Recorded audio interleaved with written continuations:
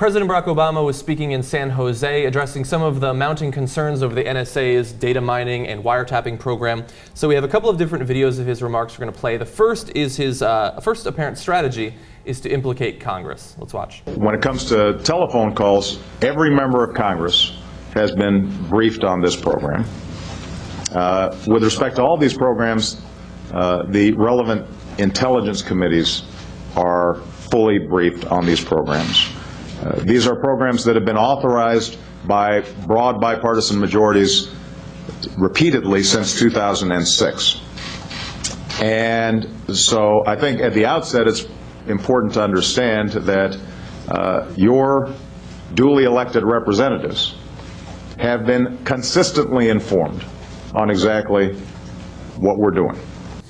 I love that. We have all decided that it's legal, so it is legal. Now, of course, that's leaves out the constitutional issue about the Fourth Amendment. I mean, look, I agree with you, but the fact is, yeah, that's how everything becomes legal. Like, that's it. That's how the country works. And it's bipartisan now. He said 2006. I mean, we're talking about under Bush. But basically, he's saying, look, we got the courts to go along with what we're doing, right? And we got Congress to go along with what we're doing. So sad day for the rest of you. Yeah. Now, whether you don't like it, well, who cares? And besides which, everybody already knew this.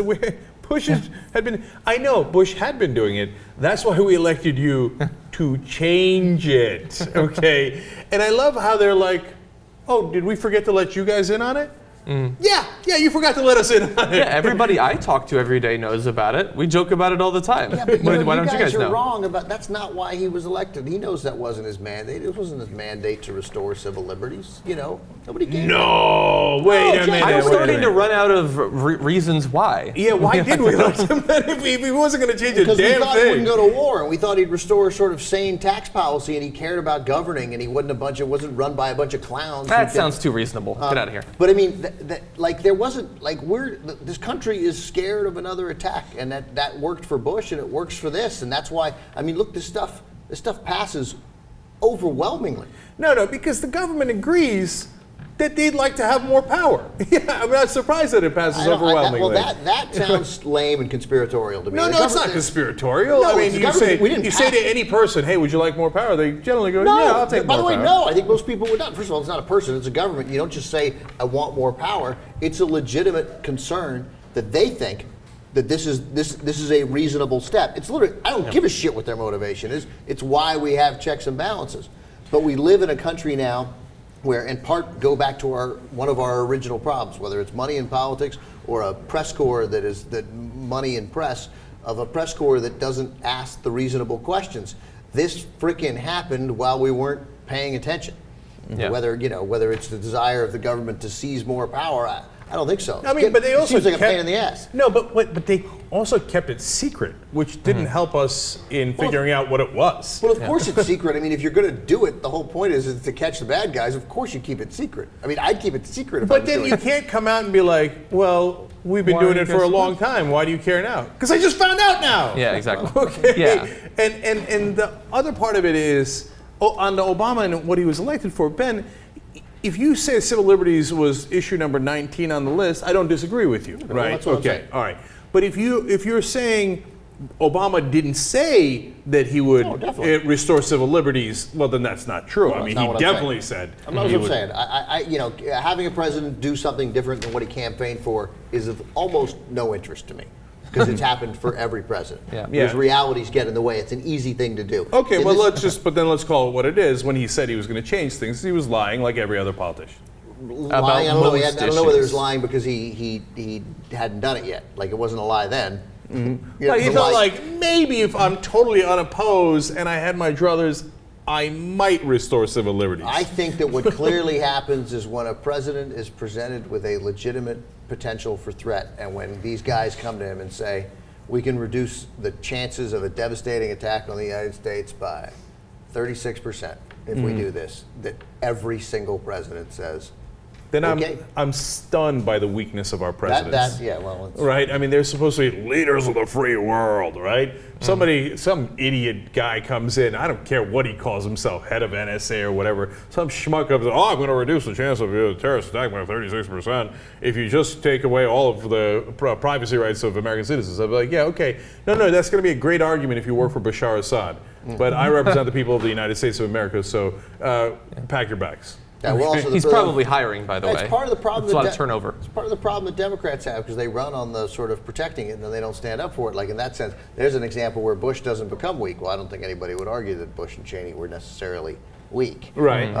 But they're like, no, we ran on protecting you, and yeah, I got that 36% figure. I'd like them to get it higher. I'd like to crack down more. Yeah. How can I make that? What can I take away to make that 41%? So he's implicated Congress and all of your elected representatives. Now he goes on to say, oh, don't worry, we have the information, but we're not actually listening in real time.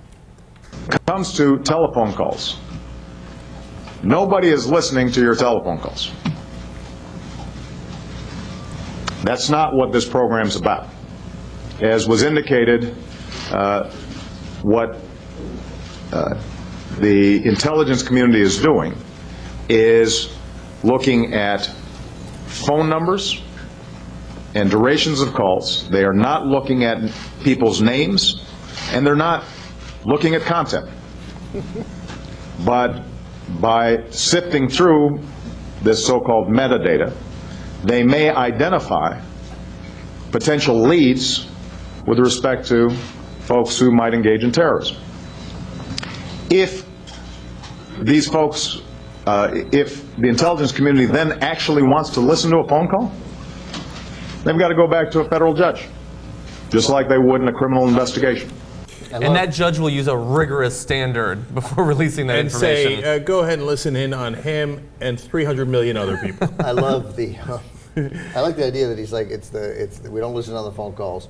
It's just the duration of call and the phone number. We don't have names. Like, you have the phone number. You don't have the name? I got news You for have you. to You can Google look that it. up pretty easily. Motherfucker, you give me the phone number, I can find the name. I can do that. Right? I don't have to work at the NSA to do that. All right, now look. On a serious note, I don't believe him.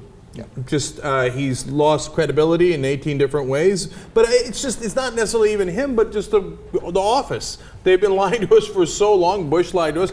Bush had the famous quote where he said, "You see, every time we listen in, it's you need a warrant for that." Right? And it turns out he was doing warrantless wiretapping at that same exact time. Now, you say, well, that's Bush, that's not Obama. Except Obama said, every time we use a drone strike, we're incredibly careful and we're targeting top al-Qaeda terrorists. And at an earlier point, his subordinates, John Brennan, et cetera, had said there were no civilians killed. And then we find out there has been hundreds of civilians killed. And according to a new NBC News report, 50% of the time that we do a drone strike, we have no earthly idea who we're killing, right? Yeah. So he's lied before. Why would I believe him now? And on this specific program of listening in, right? Also, now this is during the Bush years in 08. Let me just say, here's why I believe him now. Because the story that broke it said they're not listening to their phone calls. So right. I mean, actually, that we know of. That we know of, and for now. Right, but I mean, but you figure that both of these stories, that Glenn Greenwald's story and the Prism story, like if they were listening to the phone calls, I think that would have been in the story. Like, am I worried that they'll start listening to the phone calls? Am I worried that the warrant they'll need to listen to it is bullshit? Yeah, I don't think they're doing it. That's a really fair point. Yeah. And so to clarify, do I believe that that's what they're doing in most instances today? Could be, right? I don't believe them generally, right? So, for example, Bush said, "Oh, we're only listening to terrorists," right? And then we found out they were listening to the generals and the soldiers in Iraq, okay? And then we found out they were listening to their personal calls, and then we found out they were listening to phone sex of U.S. citizens, right? So every time they say, "Oh, well, the government would never do that," I think, or until they do. Yeah. So when President Obama says, "Don't worry, I'm the good guy. I would never do that," I think, until you do. Yeah. And by the way, I don't like to give Michelle Malkin credit all that often, but she did make the point just a couple of days ago on Fox News that Barack Obama just had this speech a couple of weeks ago that we have to move past this idea of a perpetual war on terror. That's not the world we live in anymore. Well, if that's true, act like it. take away some of the programs that were put in place during the irrational times after 9/11. If you're still going to maintain the policies, and stop getting credit from us for changing the position and the orientation of the U.S. government. And so, bizarre world. Here, I'll give some credit to Newt Gingrich, and I think this might literally be the first time in history I've done that. Although it's not fair, because a lot of people are making this point, including a lot of our audience on YouTube, made the point. I just happened to see Newt say it first. Well, then I'm glad we use this, program that's so sophisticated, so successful, so effective to catch the Boston bombers.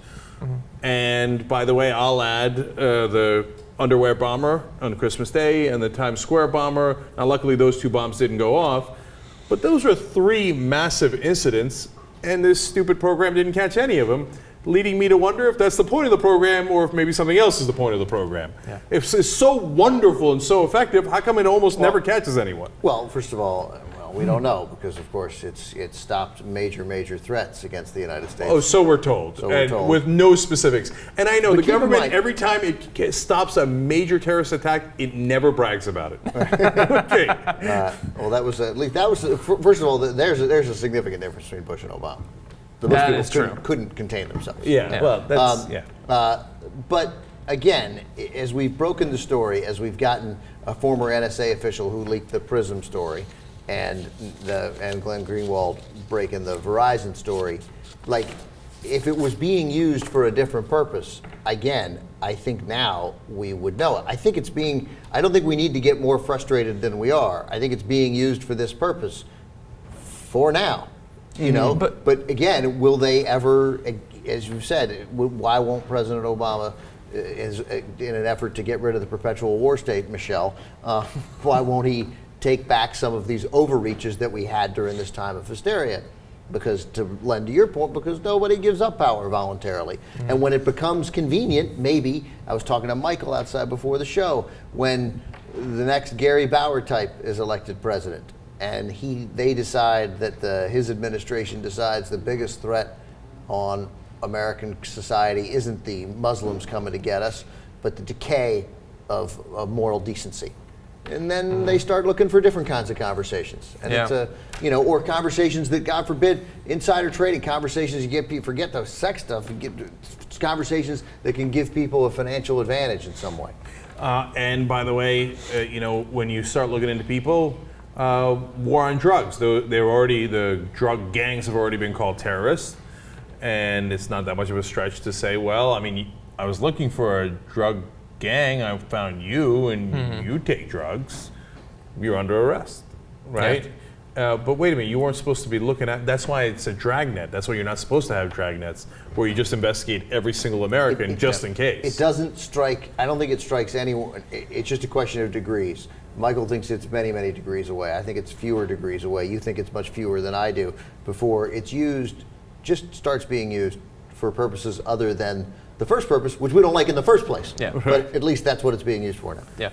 You'll remember when I made that speech a couple of weeks ago about the need for us to shift out of a perpetual war mindset. I specifically said that one of the things that we're going to have to discuss and debate is how are we striking this balance between the need to keep the American people safe and our concerns about privacy. Because there are some trade-offs involved. I welcome this debate. And I think it's healthy for our democracy. I think it's a sign of maturity, because probably 5 years ago, 6 years ago, we might not have been having this debate. And I think it's interesting that there's some folks on the left, but also some folks on the right who are now worried about it, who weren't very worried about it when it was a Republican president. I think that's good that we're having this discussion. He welcomes it so much that it took a secret report detailing it for us to finally find out about the program. Yeah, he's got a funny way of showing welcoming debate. Like, for example, when you started doing it, you might have wanted to welcome the debate at that point. Or you could wait 5 years and be like, oh, you found out about my secret program? I now welcome the debate. I welcomed you to an ongoing debate that was happening only between me and my buddies inside the Oval Office. And he said, this conversation should have been going on, you could had this conversation 5 or 6 years ago. You couldn't have had this conversation. I couldn't have had it 5 or 6 days ago because it was a secret program. So it's not like he seems to be like lording it over Bush, and Bush was terrible, but you kept it just as secret as Bush did. We did have it 5 or 6 years ago. We had it when there was outrage at that, and you ran for president. Yeah, we had it 5 or 6 years ago, and that's why we elected you, to stop it. We had that debate. It was called the 2008 election. Yeah, we won that debate because you won. He's so duplicitous. Like he said, you'll remember the speech I gave a couple of weeks ago. And, oh, fuck, he's so pompous. Or he seems so pompous. Yeah. That he gave the speech a few weeks ago where I said we'll come off this perpetual war mentality, or words to that effect, right? Mm-hmm. So you think that that's leading up to a point where as you mentioned, John, that this would be one of the things that would get scaled back. But then he turns the first half of his sentence is, hey, I'm the guy who wants to bring us off this war mentality.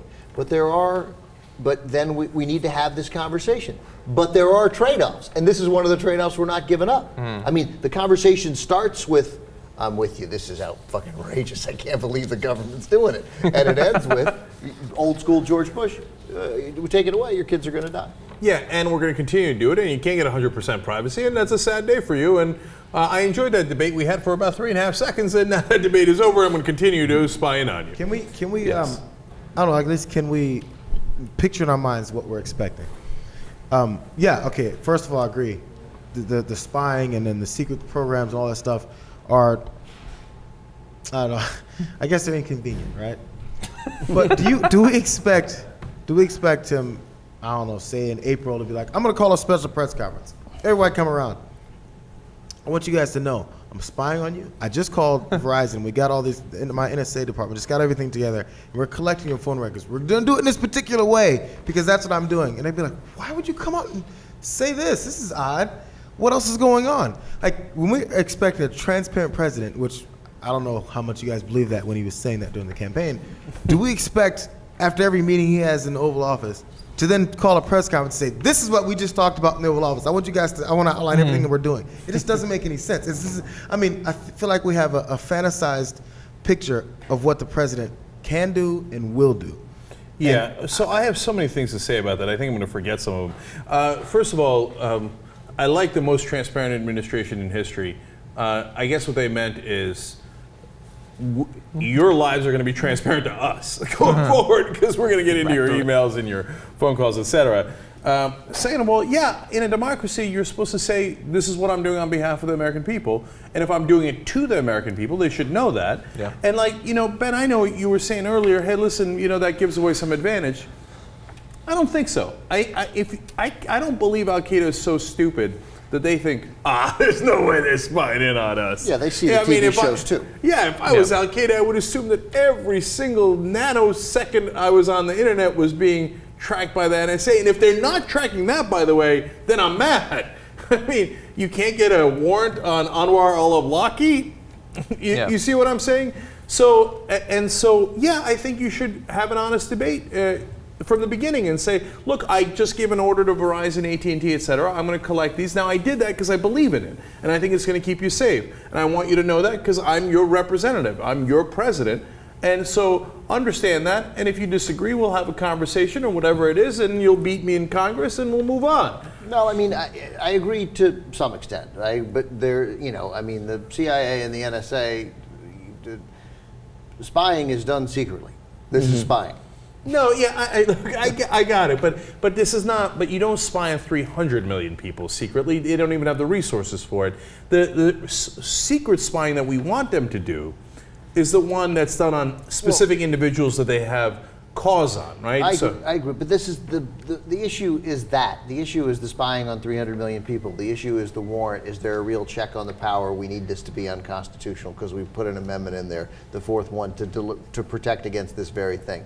The transparency issue, I don't give a shit about. I really don't. I mean, I get it, but I mean, no, presidents aren't transparent. Governments operate in secret. Many things are incredibly open about the U.S. government that puts it ahead of most governments. Mm-hmm. And many things are the most secret because we're the best at doing all the secret things. Mm-hmm. So the transparency part, no. Yeah. And look, I think there's distinctions, but overall, it's a point well taken. Like, a distinction is, I don't want the president to come out and do a press conference. Oh, by the way, we've tapped the phones of the foreign minister of China. Okay, and God, we got some great trade secrets. Yeah, totally. Okay, and we got information about their latest weapons program. Anyway, keep it on the down low.